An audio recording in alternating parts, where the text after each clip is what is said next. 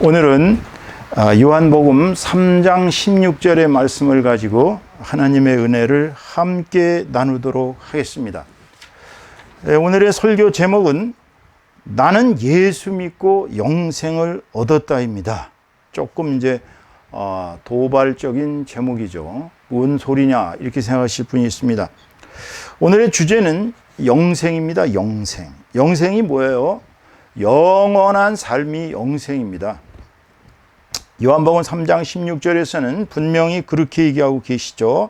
우리 요한복음 3장 16절 다 함께 한번 찾아보고 같이 읽도록 하겠습니다. 요한복음 3장 16절에서 명백하게 주님이 이 땅에 오신 이유를 명백하게 얘기해 주고 있죠. 보세요. 자, 하나님이 세상을 이처럼 사랑하사 독생자를 주셨다고 그랬어요. 그래서 이는 그를 믿는 자마다 멸망하지 않고 영생을 얻게 하려 하심이라. 그러니까 예수께서 이 땅에 오신 것은 우리가 멸망하지 않고 영생을 얻게 하려 하십니다 그랬어요. 근데 그 전제 조건이 뭐예요? 거기 나와 있는 게 그를 믿는 자마다 그랬어요. 믿어야 영생을 얻는다는 거예요. 믿어야. 믿지 않는데 아무나 다 구원해 주시는 건 아닙니다. 제가 오늘 이 설교를 시작하면서 제가 이제 1999년에 저기 전라남도 완도에서 훨씬 밑으로 가면은 조도, 약산, 가사동이라는 곳에서의 일화를 잠깐 소개를 하도록 하겠습니다. 제가 이제 중앙대 그때는 어학원이죠. 나중에는 외국어 교육원으로 바뀌었는데 지금 있는지 없는지 모르겠어요. 거기에 갔을 때 어느 그 여자 선생님께서 제 와이프가 좀 몸이 부실하다 그러니까 이제 거기 약산에 있는 흑염소를 이렇게 약재로 만들어서 먹으면 아주 몸이 좋아진다. 자기는 한겨울에도 내복을 안 입을 정도로 몸이 아주 펄펄 뜨거워진다고 자랑을 하더라고요. 그래서 제가 거기 조도 약산을 갔었습니다. 그런데 이제 가사동까지 가는 길에 이제 그 배를 타고 가는데요.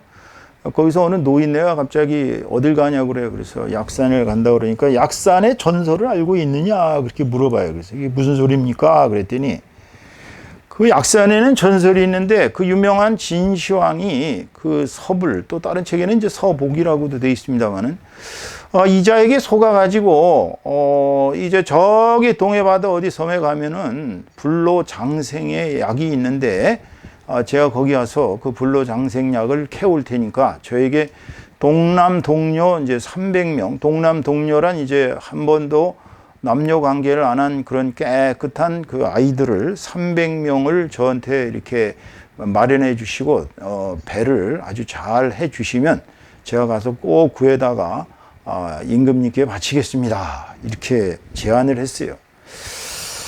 당시에 그 진시황은 천하를 이제 통일할 나이가 39살인데 이제 육국을 멸망시키고 자기 이제 물론 이제 5개 국가를 멸망시켰죠. 그리고 자기가 이제 중국의 최초의 황제가 돼서 권력의 정점에 있었습니다. 중국이란 거대한 나라의 그 황제로서 시황제라고 자기가 처음으로 황제를 시작한다고 주장을 하고 아주 엄청난 그런 그 뭐라 그럴까요? 공사, 뭐 만리장성을 쌓는다든지 취임하자마자 진시황릉을 짓는다든지 그러면서 뭐 6나라의 나라의 글자도 틀리고 도량형도 틀리니까 다 강제로 다 통일을 해서 도량형도 통일하고 모든 거를 다 통일해서 한 나라로 살게 하겠다. 그리고 자신이 정말 처음 황제니까 이제 내 2세 황제, 3세 황제 이렇게 영원 무궁하도록 진나라가 중국 땅을 통치할 것이다. 막 이렇게 야심을 품고 살다가 이 사람이 사실은 그 수은을 단약을 만들어서 먹었어요. 단약이라는 게 뭐냐면 이런 동그란 이제 그 수은으로 만든 약인데 옛날 그 도가에 이 도교에서는 이제 수은을 만들어서 그거를 장복을 하면 이제 불로 장생한다 이렇게 이제 사기를 쳐가지고 수많은 사람들이 이제 수은을 먹고 중독이 돼서 죽던지 아니면 이제 중독에 의해서 인생이 망쳐지는 경우가 많았는데 이 진시황이 날이 가면 갈수록 나이가 40이 넘어가면서 이게 좀 뭔가 몸이 말을 잘 안 듣고, 원래 일벌레였어요. 하루 종일 일을 했습니다. 수많은 그 상소문들을 다 일일이 읽고 결제를 하고, 그리고 또 백성들이 자기를 어떻게 생각하는지 알아본다고 또 전국을 순행하고, 하여튼 뭐 극성맞게도 일을 열심히 하다 보니까 뭔가 말을 안 들어요. 그러니까 이제 이 사람이 나도 어떻게 하면 이제 영원한 그 불로장생의 신선이 될 수 없을까. 그래서 이제 수많은 사람들이 와갖고 수많은 사기를 쳤습니다. 뭐 단약을 잡수셔야 합니다. 단전업을 해야 됩니다. 뭐 등등, 뭐 산에 가서 선인을 만나야 됩니다. 등등. 이 서부리라는 자한테 사기를 당해가지고 서부리가 이제 300명의 동남 동료들을 배에다가 나눠 싣고서 이제 우리나라 저기 제주도 쪽 한라산 쪽으로 그렇게 향해서 가다가 배가 이제 폭풍우에 난파되고 완도 밑에 있는 조도 약산에 이제 정착을 하게 됐다는 거예요. 그래서 거기서 이제 그 산에다가 신기한 약초를 심었는데 그것이 바로 뭐라 그러더라? 제가 이제 요 약초의 이름을 여기 적어 놨는데, 삼지구졸초라고 세 가지의 이렇게 그 가지가 있고 이제 9번 이렇게 구부러졌는가 봐요. 어쨌거나 삼지구졸초를 거기다 심어가지고 거기가 약산이 됐다는 것입니다.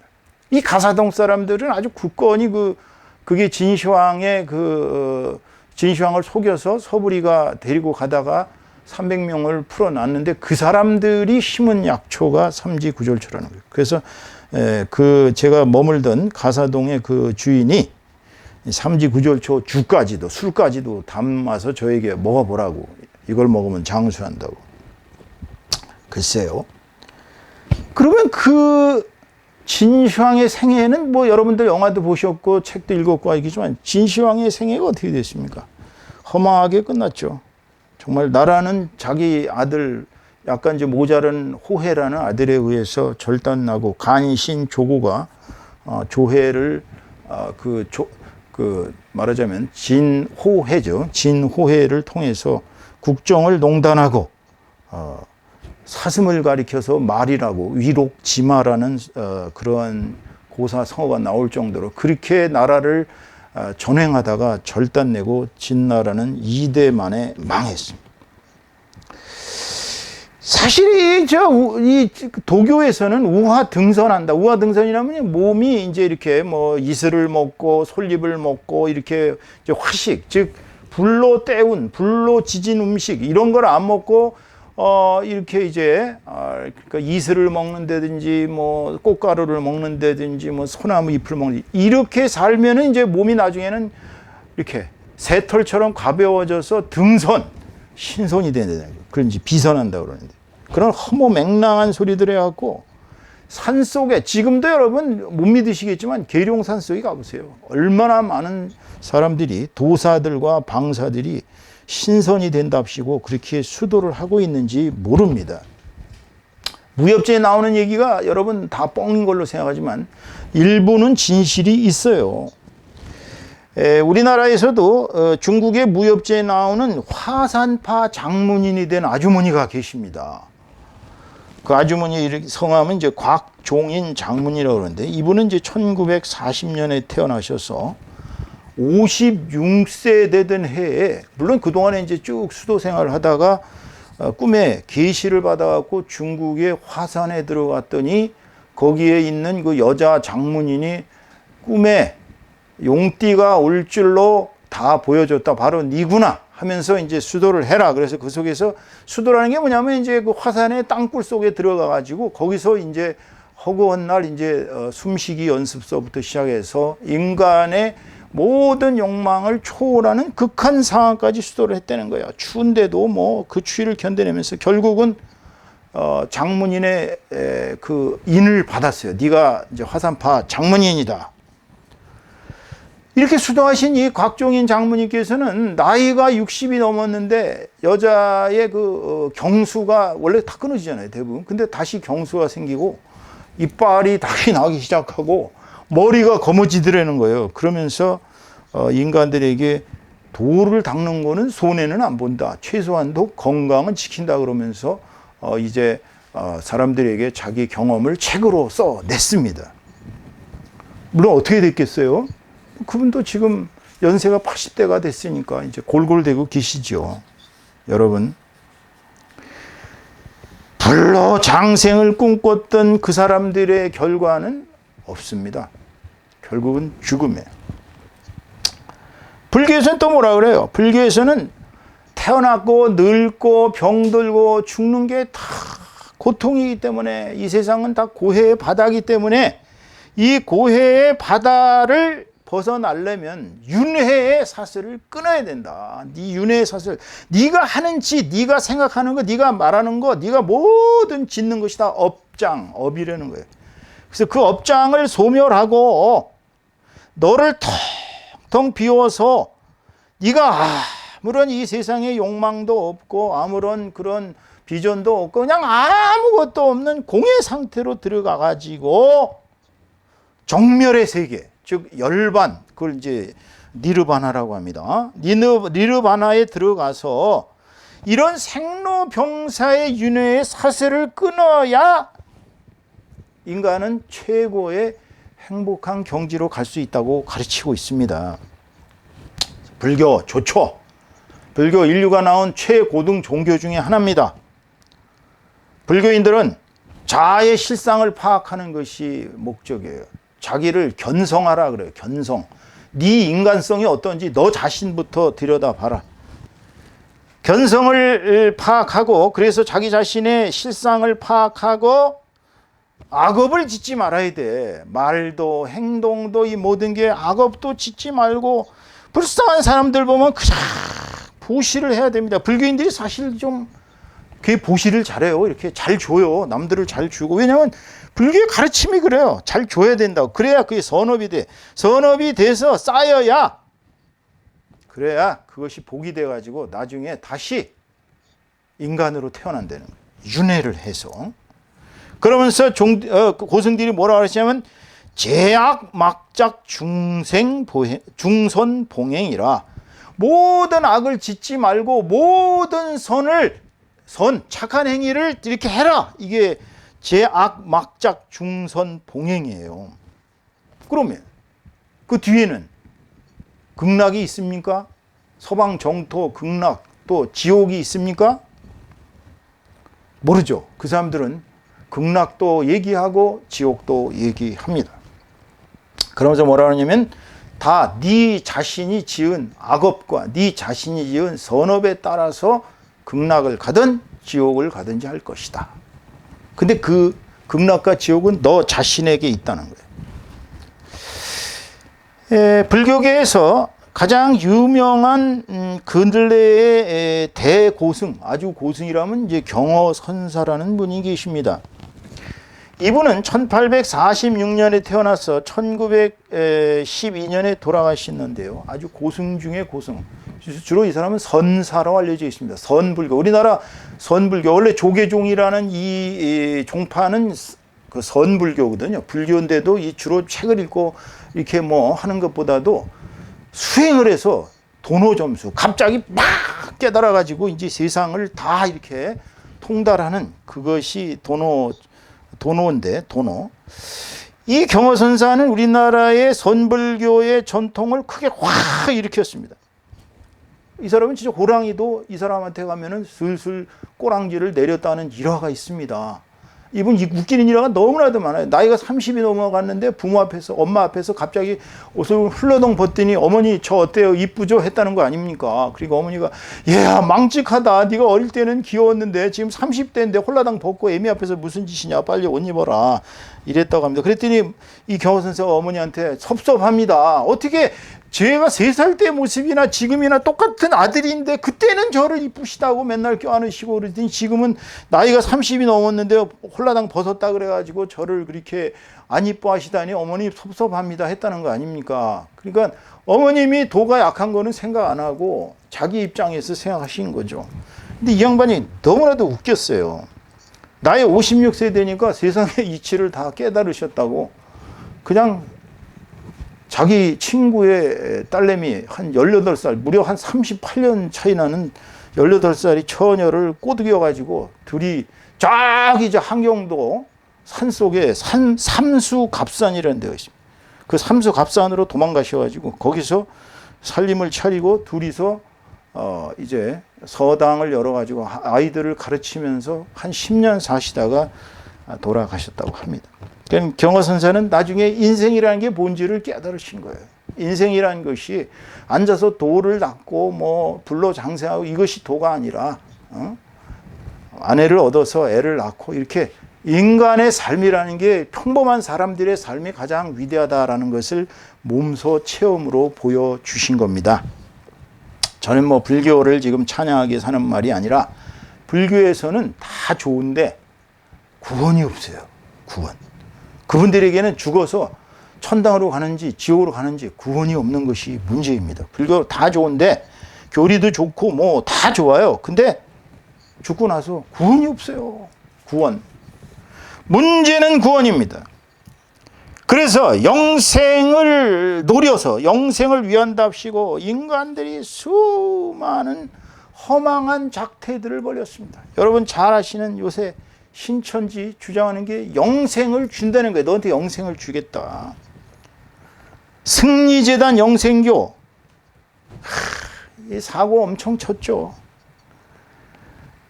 뭐 구원파, 통일교, 모든 이단들, 모든 종파들이 구원과 영생을 팔아먹습니다. 구원과 영생을 주장해요. 그런데 과연 그들이 하는 짓이 어떻습니까? 교주를 신으로 만듭니다.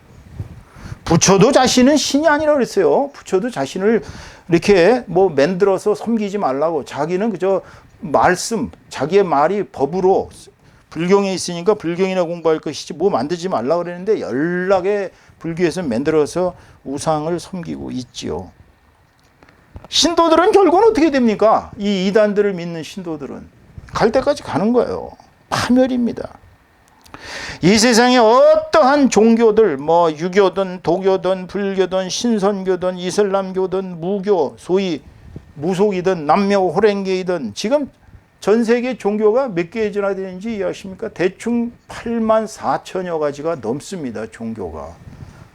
종교 무섭습니다. 종교 사람을 파멸시킵니다. 구원이 없어요. 결국 영생을 주는 종교는 아무것도 없습니다. 인생의 모든 것은 다 허망하게 끝나고 시체가 되어서 썩어 문드러지는 것이 인생의 길입니다. 구원은 오직 예수 그리스도를 믿음으로만 옵니다. 이 천하 만물에서, 천하 만사에서 구원을 줄 만한 이름은 오직 예수 그리스도밖에 없습니다. 그러면 예수를 믿으면 예수는 우리에게 뭘 줍니까? 구원을 주는 거예요. 구원. 구원이 뭐예요? 하나님과 우리 사이가 단절되어 있습니다. 우리는 원래 하나님의 자식들이에요. 하나님께서 인류를 피조물로 만드실 때 당신의 자식들로 만드셨습니다. 천사들보다 인간을 더 소중하게 여기셨어요.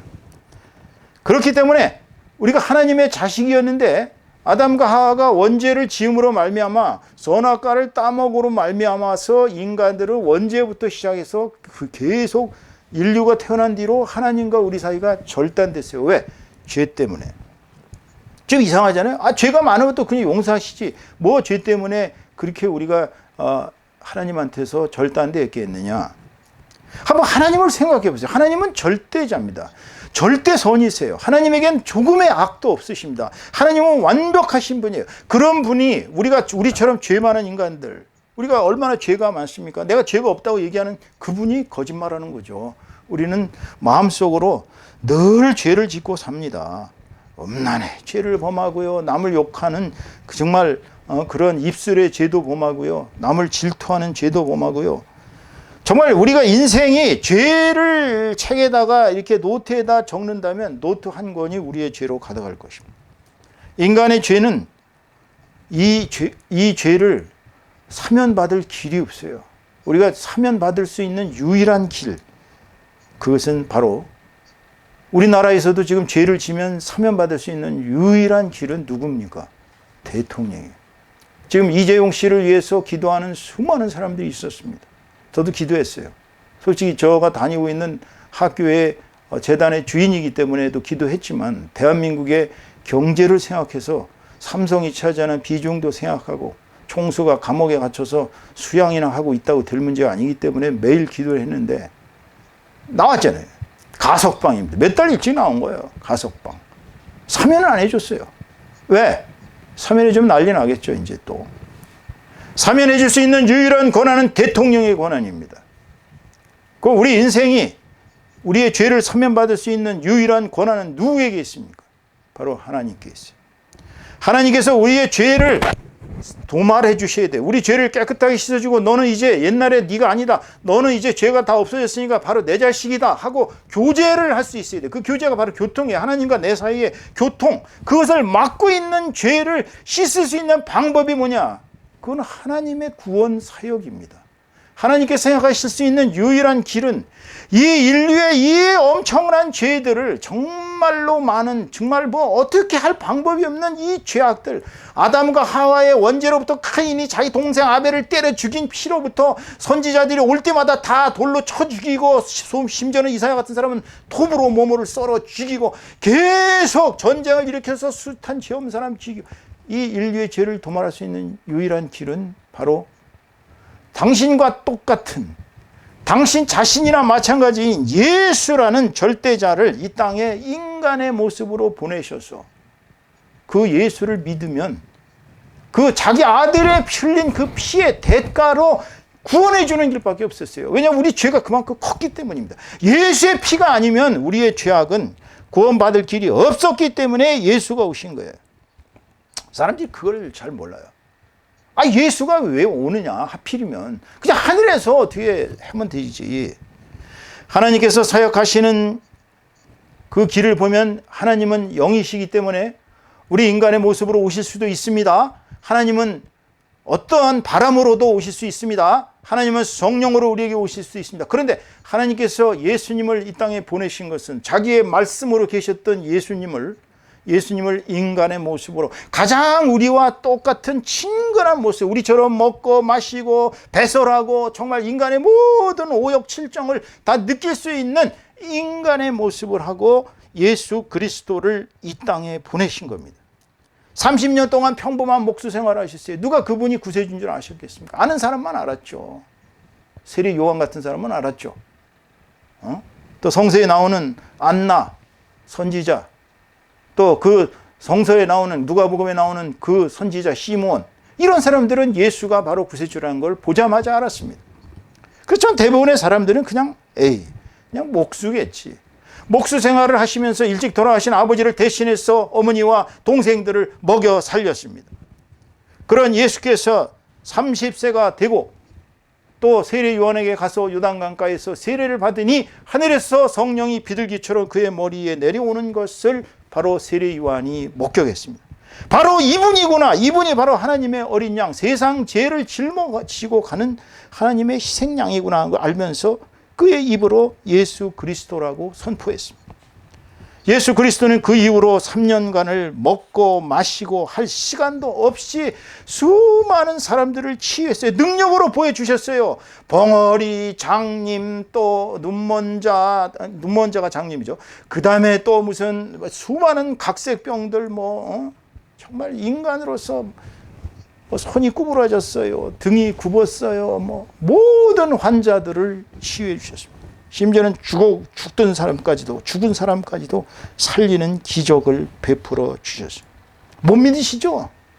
여러분들 아마 그럴 거예요. 어떻게 죽은 사람을 살리냐.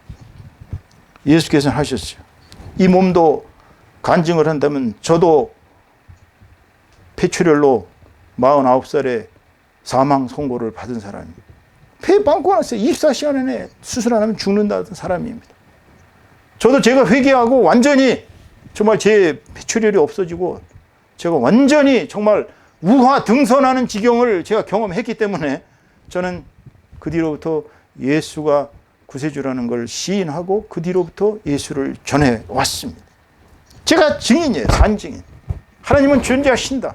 네 자신의 죄를 다 입술로 회개하고 진심으로 하나님 앞에 돌아가면 하나님께서는 하실에도 용서할 수 있는 마음을 가지신 거예요. 그게 바로 우리에게 예수 그리스도를 보내주신 하나님의 사랑이에요. 하나님이 세상을 이처럼 사랑하사 독생자를 주신 겁니다. 하나님께서 이 세상을 옛날 노아의 홍수처럼 멸망시키실 수도 있었죠.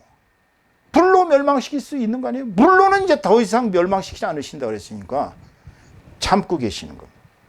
세상 사람들이 너무나도 불쌍하기 때문에 정말 지옥불에 가서 고통당하는 그 수많은 사람들 때문에 예수께서는 지금도 심장이 하늘에서 벌렁벌렁하고 계시다는 거 아닙니까? 그러면서 그 성도들이, 자기를 떠난 성도들, 예수를 모르는 성도들을 위해서 주님께서 가슴 아파하시면서 저런 지옥불에 떨어지지 말아야 하는데, 예수님께서 지금도 수많은 사람들을 죽다 살아난 그런 가사 체험을 통해서 세상으로 보내서 세상은 끝이 아니다. 하늘에 천국이 있고 지옥이 있다. 네 살아생전에 회개하지 않고 네 살아생전에 하나님께로 돌아오지 않으면 가야 할 길은 저 무시무시한 지옥밖에 없다는 것을 수많은 사람들의 입을 통해서 지금 보여주고 있습니다. 여러분, 죽음을 경험해 왔던 사람은 죽음이 어떤지를 압니다. 저는 나이 18살, 만 18살 때 고3 때 기차에 치여서 기차 바퀴 밑에 들어가서 죽음 일보 직전까지 갔습니다. 사실 처음엔 두려웠습니다. 왜냐하면 달리는 기차 바퀴 밑에 끼어 들어가서 제가 어떻게 살아갈 길이 있겠어요. 처음에는 무시무시하고 살아갈 방법이 없을까 고민했지만 조금 있다가 제가 깨달은 것은 끝이다. 이제 내 인생은 끝났다 라고 생각하고, 하필이면 그때 읽었던 샤르트르의 실존의 벽이라는 단어가 생각나더라고요. 주책맞게. 아, 이게 바로 벽이구나. 사면이 그 조그만 그 실린더통 그 사이에 끼어가지고 몸이 끌려가는데 뭐 더 이상 어떻게 살겠어요? 그래서 포기를 하니까 너무너무나도 평화로운 거예요. 죽음을 맞이하게 되니까 머릿속에서 과거로부터 현재까지의 모습이 쫙 필름처럼 돌아가. 그래서 죽는 사람들이 내가 이제 죽는구나를 알 수 있는 것입니다. 눈을 감았습니다. 하나님께서 아직 죽을 때가 안 됐는지 저를 살려주셨어요. 저는 그때도 하나님께서 저를 부르셨다는 걸 몰랐습니다. 나이 30살 때도 부르셨는데도 모르고 엉뚱하게 전국을 돌아다니면서 명산 대천을 찾아다니면서 그곳에다가 정말 뭐 쌀이고 삼색 과일이고 뭐 삼색 나무를 갖다가 뿌리면서 죄를 지냈습니다. 무교의 우상 숭배를 범한 죄악을 저질렀습니다. 태백산에 가서는 환웅천왕하고 접신을 해가지고 환웅천왕의 신이 제 몸에 들어오는 무시무시한 경험도 했습니다. 저는 이렇게 살았지만 결국은 죽음 앞에서 저를 건지신 하나님의 뜻이 뭡니까? 바로 나를 긍휼히 여겨주시사 나를 위해 희생하신 예수 그리스도의 십자가의 보혈의 능력으로 제 몸은 깨끗하게 치유됐고 그날부터 지금까지 별로 아픈 게 없어요. 저는 평생을 병 속에서 살던 병취이였습니다. 어려서는 아버지가 삼을 하도 많이 드셔서 그 후유증으로 고통을 당하면서 살았고, 뭐 별병을 다 알아봤어요. 뭐 비아프라의 난민들이 거는 배 불쑥 나와서 쥐를 잡아먹지 않나부터 시작해서 옌병에 걸려가지고 다 열이 40도까지 가서 거의 죽음 일보 직전까지 갔었고요. 나이가 교통사고 나서 참 18살 때 기차에 쳐서 온몸이 타이야처럼 굳어가지고 한 3년 6개월간을 이 허리에 살이 풀어지질 않았습니다. 온몸에 어혈로 가득했죠. 매일 아팠습니다. 정말 몸이 편안한 날이 없었어요. 그런데 49에 제가 예수 믿고 정말 예수님을 향해서 제 죄악을 다 회개하고 제가 이제 모든 과거의 인생을 다 토해내고 정말로 새롭게 하나님을 발견하자마자 저를 구원하시고 우와 등산의 경지까지 갔을 때니까요.